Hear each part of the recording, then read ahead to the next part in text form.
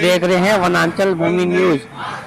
Maharaja Agrasen college में रायपुर पश्चिम मतदाता सम्मान समारोह का कार्यक्रम हुआ।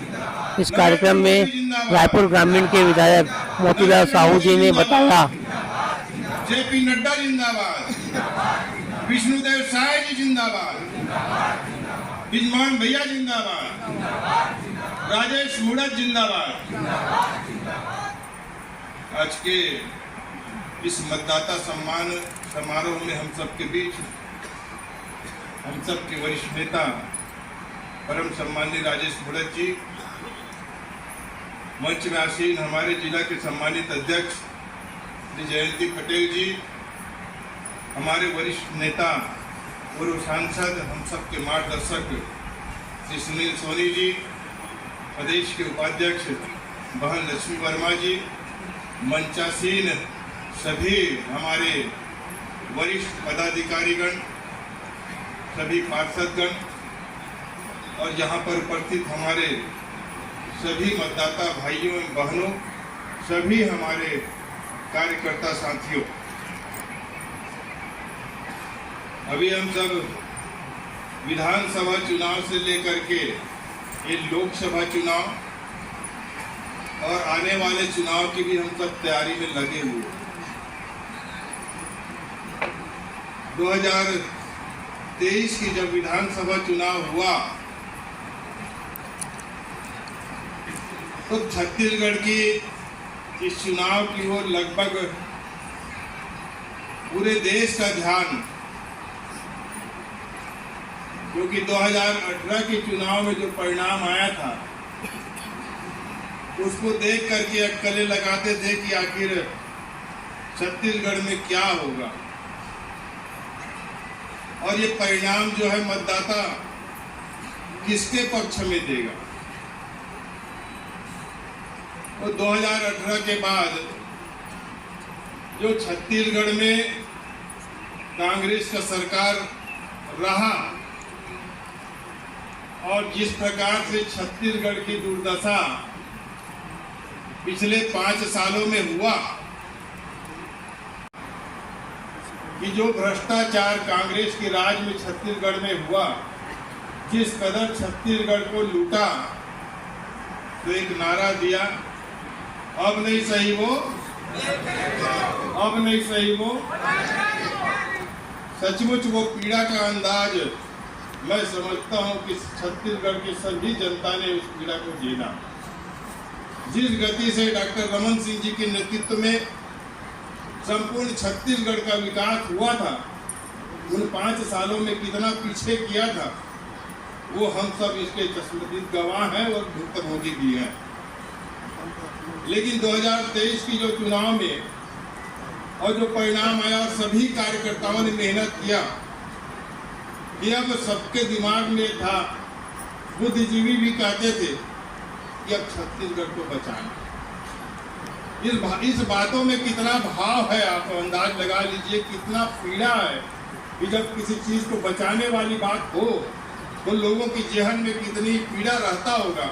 इस बात को आप अंदाज लगाइए कि छत्तीसगढ़ को बचाना, ये भाव था लोगों के मन में।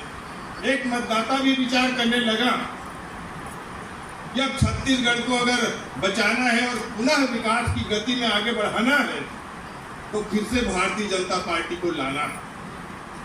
और बड़ी मेहनत करके जो आंकड़े हमारे मीडिया में चलता था, जो पूरी देश में लोगों के बीच चर्चा का विषय था, उसको झुठलाते हुए कार्यकर्ता की मेहनत के बदौलत और मतदाताओं की आशीर्वाद के बदौलत 2023 में जब हम पिछली 3 बार हमारी सरकार छत्तीसगढ़ में थी भारतीय जनता पार्टी की, उससे भी पार करते हुए 46% से अधिक मत लेते हुए हम सबने 54 सीटों के साथ में भारतीय जनता पार्टी की सरकार बनाई। ये सब आप सबकी मेहनत और आशीर्वाद की बदौलत से संभव हो पाया।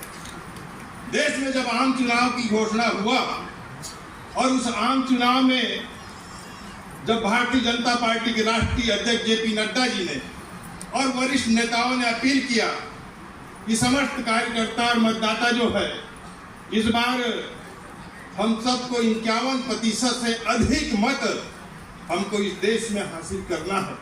और इसलिए सभी राज्यों से यह आग्रह किया गया कि कार्यकर्ता साथी इस बार ऐसे कार्य करें कि हमें लगना चाहिए कि हम पूर्ण बहुमत के साथ हैं और 400 पार का नारा दिया। इस 400 पार के नारा से जो कांग्रेस और विपक्षी दल वे इनकी हौसला पस्त हो गया और इसलिए तरह तरह की षड्यंत्र इस देश को फिर से उन्होंने चलाया।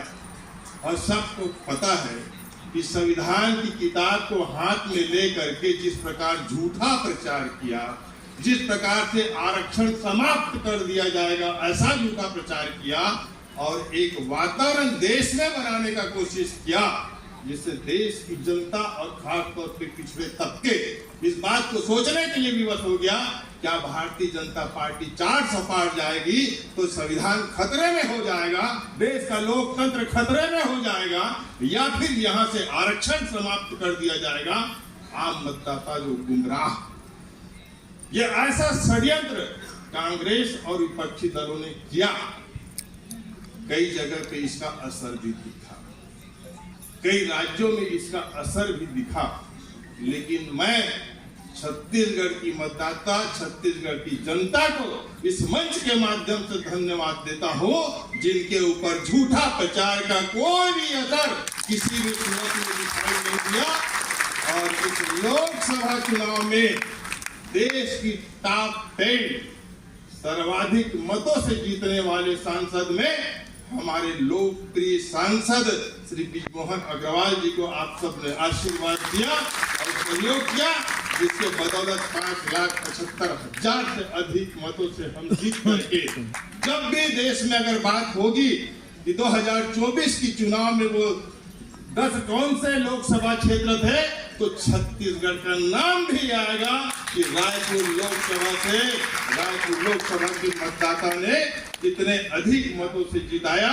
तो हम सबको बड़ा गौरव होगा कि हमने ऐसा कार्य किया देश की विकास के लिए, देश की प्रगति के लिए, कि देश के प्रधानमंत्री ने और भारतीय जनता पार्टी ने भी एक रिकॉर्ड कायम किया कि आज से लगातार 3 बार प्रधानमंत्री बनने वाले में देश के यशस्वी प्रधानमंत्री श्री नरेंद्र मोदी जी का नाम दर्ज हो गया, भारतीय जनता पार्टी का नाम दर्ज हो गया कि सर्वाधिक कार्यकाल तक, सर्वाधिक वर्षों तक अगर भारतीय जनता पार्टी ने शासन किया है तो भारतीय जनता पार्टी ने मोदी जी के नेतृत्व में भारतीय जनता पार्टी ने कार्यकर्ताओं की ताकत के बदौलत एक इतिहास रचा है दिल्ली में और देश में।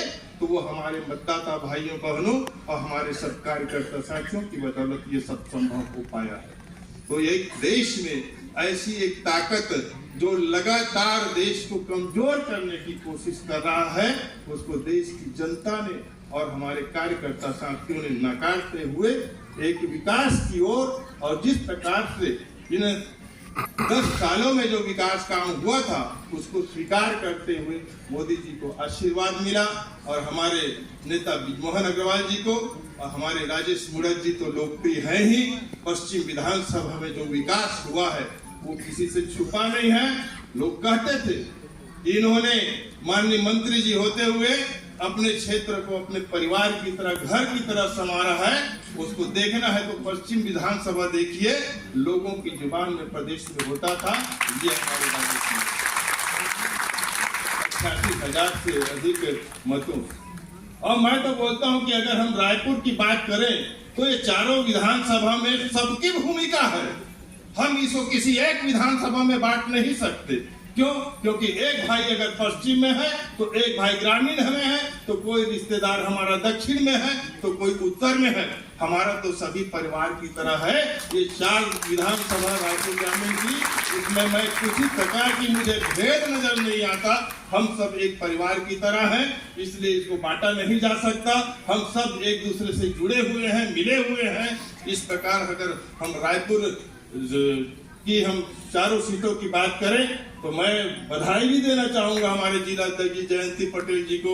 एक पहली बार ऐसा हुआ कि उनके नेतृत्व में कहे हम सब ने मिल करके काम किया कि 4 की 4 सीट हमने जीता। ऐसे जिला अध्यक्ष जी को मैं इस मंच के माध्यम से भी बधाई देना चाहूंगा और आप सबको यही कहते हुए कि हम सब अच्छे काम करें। आने वाला समय में अब कहते हैं कि मुझे ऐसा थोड़ा उठान लगता है, फिर भी कह देता हूं कि अब आने वाला चुनाव कार्यकर्ताओं का है, उनको नेतृत्व करने का मौका मिलने वाला है। अब नगरीय निकाय का, नगर पंचायत का और इनका चुनाव होना है, हमारी नगरीय प्रशासन का, महानगर निगम का चुनाव होना है और मेरे क्षेत्र में एक नगर पंचायत भी है। ऐसे तो अब की बार इस बार चूक नहीं होनी चाहिए।